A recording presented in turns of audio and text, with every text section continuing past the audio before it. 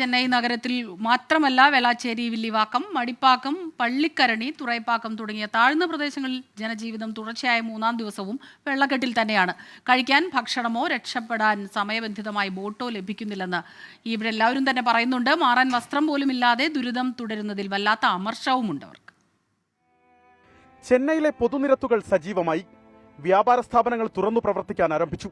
വാഹനങ്ങൾ തലങ്ങും വിലങ്ങും പായുന്നു.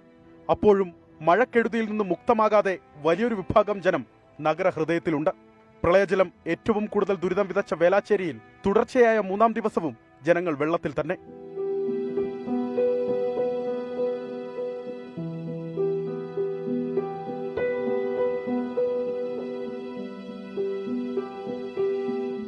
രാംനഗർ, സാരഥി നഗർ തുടങ്ങി വേലാച്ചേരിയിലാകെ ഇപ്പോഴും അകപ്പെട്ടിട്ടുള്ളത് നൂറുകണക്കിന് ആളുകൾ. പ്രായമായവർ, കുട്ടികൾ, കിടപ്പ് രോഗികളൊക്കെയുണ്ട് അക്കൂട്ടത്തിൽ. പലയിടത്തും അരയാൾപ്പൊക്കം വെള്ളം ഇപ്പോഴുമുണ്ട്. ഭക്ഷണമില്ല, വൈദ്യുതിയില്ല. രക്ഷാപ്രവർത്തനം നടത്തി ജനങ്ങളെ പുറത്തെത്തിക്കാൻ കൃത്യമായി ബോട്ടുകൾ പോലും ലഭിക്കുന്നില്ലെന്ന് അവർ പറയുന്നു.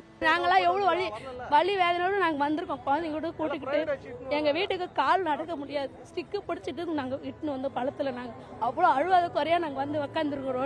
ரோட்டில் உட்காந்துட்டு குழந்தைங்களை வச்சு உட்காந்துக்கிறோம்.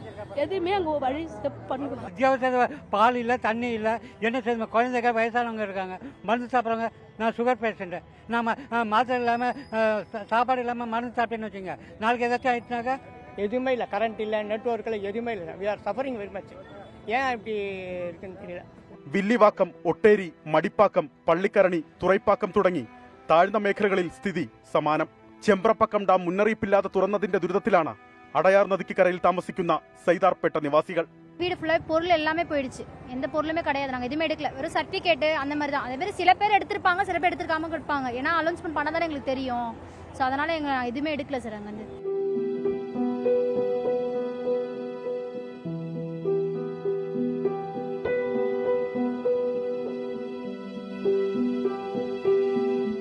മഴ വിട്ടൊഴിഞ്ഞ ചെന്നൈയിലെ യഥാർത്ഥ ചിത്രം ഇതാണ്.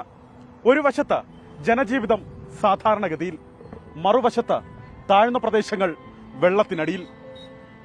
സൈതാർപേട്ട് നിന്നും ക്യാമറാമാൻ രഞ്ജിത്ത് ഫ്രാൻസിസിനും സതീഷിനുമൊപ്പം അലക്സ്, റാം മുഹമ്മദ്, 24.